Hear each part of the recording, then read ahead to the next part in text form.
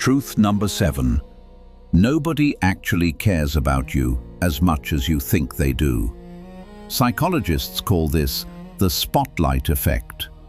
We walk around feeling like there is a massive spotlight shining on us 24/7. We think everyone noticed that we stuttered during the presentation, or that we wore the same outfit twice this week, or that our latest project completely tanked. We lie awake agonizing over some cringy thing we said at a party 4 years ago. Here is the reality check. Nobody remembers. Nobody cares. People are so obsessively caught up in their own main character syndrome, their own insecurities, and their own problems, that they literally do not have the bandwidth to obsess over yours. When you feel like everyone is judging you, it's just your ego playing tricks on you.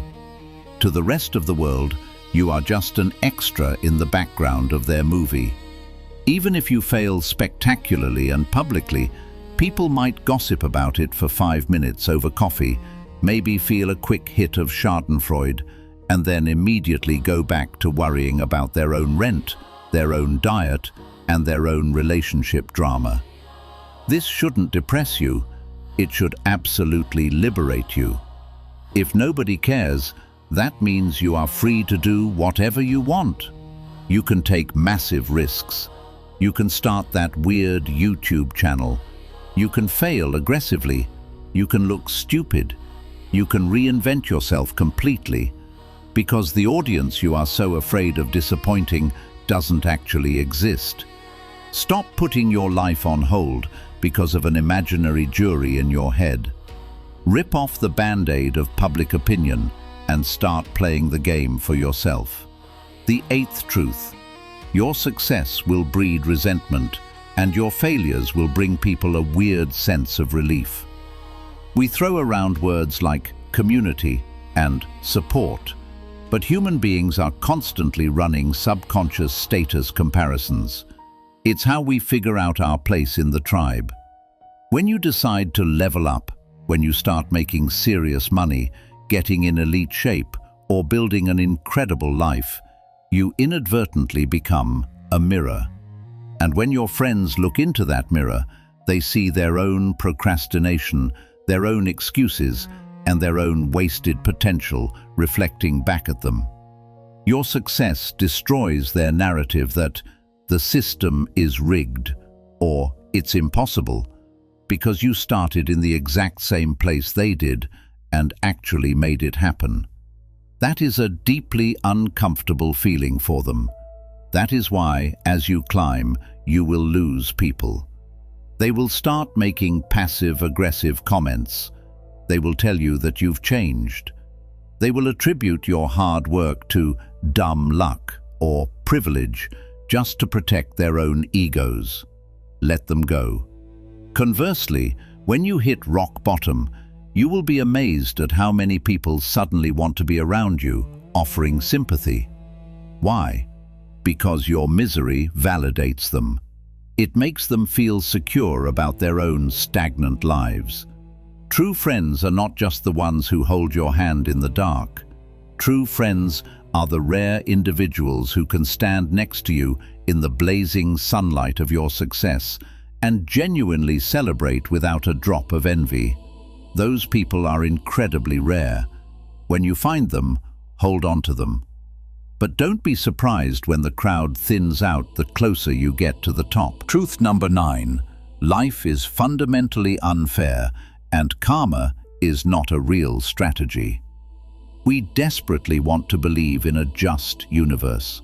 We want to believe that if we put good vibes out, we get good vibes back, and that bad people eventually get what's coming to them. It makes us feel safe. But look at the empirical evidence. There are terrible, ruthless, manipulative people who get filthy rich, live in mansions, and die peacefully of old age. And there are kind, generous, hard-working people who get hit by drunk drivers or go bankrupt due to medical bills. The universe does not have a moral compass. Gravity doesn't care if you are a saint or a sinner. If you step off a cliff, you will fall. The laws of economics and physics are completely indifferent to your moral purity. If you are a nice guy but you are lazy and lack financial literacy, you will be broke. If you are an absolute jerk but you are highly disciplined, incredibly smart, and provide massive market value, you will get rich. Waiting for life to reward you just because you are nice is a loser's game. Complaining that things aren't fair is a waste of breath. Unfairness is the baseline condition of reality. Someone was born into a billionaire family in Beverly Hills, and someone else was born in a war zone. You cannot control the cards you were dealt. All you control is how you play the hand. Stop looking over at the other guy's chips and stop crying to the dealer. Master the dichotomy of control. Focus aggressively on your own moves. That is the only way you stay sane and actually win. The 10th truth. You are never, ever going to be ready for anything that actually matters. Not for starting a business, not for having a kid, not for moving across the country, not for quitting that soul-sucking corporate job. We are masters at stalling. We tell ourselves, I just need to save another 5 grand, or I just need to take one more online course, or I just need to wait until the economy stabilizes. It's all a defense mechanism. It's your brain trying to protect you from the terrifying abyss of the unknown. The perfect moment does not exist. There will always be a recession looming. There will always be a reason to stay comfortable. The people who actually do big things in this world do not wait for the green light. They jump out of the plane and figure out how to build the parachute on the way down. True confidence doesn't come from over-preparing. It comes from having a track record of surviving difficult situations. And you only get that track record by stepping into the arena before you feel equipped. If you wait until you are 100% certain, you will wait until you are in a nursing home, completely consumed by the bitter regret of a life unlived. Fear is not a signal to stop. It is a signal that you are about to do something meaningful. You have to learn to act while terrified. Take the hit, look foolish, fail, pivot, and keep moving. Truth number 11. Most of the people you call friends are just acquaintances of proximity. Think about your high school friends, your college buddies, or your work besties. In most cases, you didn't bond because you had deeply aligned souls and identical worldviews.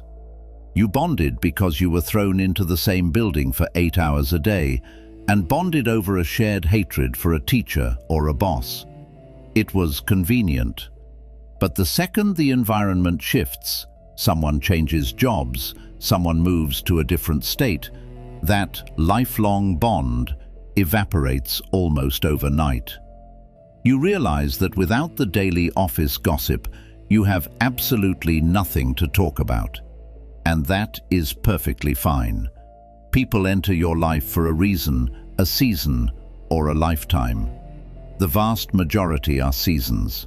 They come in, teach you something, share some laughs, and exit stage left. Holding on to dead relationships out of sheer nostalgia is like dragging around an anchor. You have to let people go. True friendship, the kind based on shared core values and mutual growth, is incredibly rare. If you have 2 or 3 of those people in your entire lifetime, you are rich. Treat everyone else as pleasant, temporary passengers on your journey, and don't take it personally when they get off at their stop. The 12th truth is heavy. Your trauma is not your fault, but healing from it is 100% your responsibility. Maybe you were dealt a horrific hand. Maybe you had abusive parents, a toxic ex, or experienced a tragedy that completely derailed your life. It is deeply unfair, and the people who hurt you absolutely bear the moral blame. But here is the brutal reality. The world is not going to put itself on pause to let you heal. If you use your past trauma as a permanent excuse for your current bad behavior, your lack of ambition, or your inability to hold down healthy relationships, you are only punishing yourself. People might give you grace once or twice, but nobody is going to permanently sign up to be an emotional punching bag just because you had a hard life. You have every right to be furious about what happened to you, but at the end of the day, no one is coming to do the push-ups for you. You have to pay the therapy bill. You have to do the agonizing internal work of rewiring your brain. You have to be the one to break the generational curse. Refusing to heal because it wasn't your fault is like refusing to put out a fire in your house because you didn't start it. It's your house. If you don't put it out, you are the one who burns. 13th truth: words are entirely meaningless. Human language evolved to communicate, yes, but it also evolved to manipulate, to conceal, and to project false realities. People can look you dead in the eye and say, "I got your back. I'll pay you back next Friday," or "I'm not looking for anyone else." Words take 0 calories to produce. Trusting words is a rookie mistake in the game of life. The only language that never lies is the language of consistent behavior over time. If someone claims to respect you, but consistently shows up an hour late and ignores your boundaries, they do not respect you. Their actions are screaming the truth, while their words try to sedate you. If a business partner talks a big game about a $1 million vision, but can't execute a simple daily task, they are a fraud. You need to train yourself to become completely deaf to what people say. Watch them like a silent movie. What do they do when the pressure is on? How do they act when they have leverage over you? What do they do when you no longer serve a purpose to them? That is their true character. Ignore the script. Watch the performance. 14th truth: happiness is not a destination, and chasing it will make you miserable. We are sold this consumerist lie that happiness is a finish line. Once I hit 6 figures, once I get the Tesla, once I get married, then I will finally relax and be happy. This is a fundamental misunderstanding of human neurochemistry. As soon as you hit that goal, you get a quick spike of dopamine, and then baseline adaptation kicks in. Within a month, the dream car is just the thing you use to sit in traffic. The dream house requires a new roof. The dream partner leaves wet towels on the floor. The goalposts will always move. Happiness cannot be captured in a future milestone. True fulfillment is actually found in the friction of the present moment. It is found in taking on meaningful struggle. Notice that I didn't say the absence of struggle. If you put a human being in a padded room with infinite entertainment and 0 responsibilities, they will spiral into profound depression.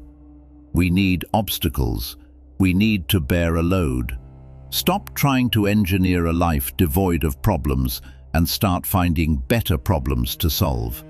Embrace the grind, find meaning in the daily effort, and realize that the climb itself is the whole point of the journey. 15th truth: you are going to die soon, and so is everyone you care about. We walk around acting like we have an infinite bank account of time. We stay at jobs that drain our souls. We stay in toxic relationships because it's comfortable, and we swallow our words because we are afraid of a little temporary awkwardness. It's pure insanity. Zoom out for a second. In the grand timeline of the universe, your life is a microscopic blip. 100 years from now, there will likely be no one left on Earth who even remembers your name. Every embarrassing mistake you made, every time you were rejected, every dollar you aggressively hoarded, it all vanishes. Realizing your own mortality isn't supposed to be morbid. It is the ultimate pre-workout for your soul. When you truly grasp that the clock is ticking and the game will inevitably end, the trivial nonsense completely falls away. Why on earth would you waste a single day stressing over the opinions of people who are also going to be dust? You start taking the risks. You start telling people you love them. You quit the miserable job. You launch the project. Death is the ultimate deadline that gives every single second of your life its value. Use it to snap yourself out of your trance. And the final 16th truth: you are the root cause of almost every single problem in your life. This is the hardest one to accept. It is so much warmer and cozier to play the victim, to blame the algorithm, the economy, your boss, or your parents. Playing the victim gets you sympathy, but it also strips you of all your power. As long as everything is someone else's fault, you have zero ability to change it. You have to look in the mirror and own it. You tolerated that disrespect. You stayed in that town. You ate that garbage. You picked up your phone instead of doing the work. Yes, unpredictable tragedies happen, but how you respond to them is entirely on you. Your life today is the exact sum total of the choices you made over the last 5 years. If you hate your current reality, you have to start making drastically different choices today. Taking extreme ownership is crushing at first, but then it becomes the most empowering force in the universe. If you are the one who built this cage, you are also the only one holding the key to get out. Look, these truths only sound harsh if you prefer the comfort of a lie. The world is a rough place, but once you accept these rules, you stop getting blindsided. You stop expecting people to be saviors, and you become your own. You stop demanding unconditional love, and you start building undeniable value. You stop fearing judgment from a world that doesn't care, and you start living ferociously on your own terms. You can close this video, call me a cynic, and go right back to sleep. Or you can wake up, accept the world exactly as it is, and start building something unstoppable. The clock is ticking. Get to work.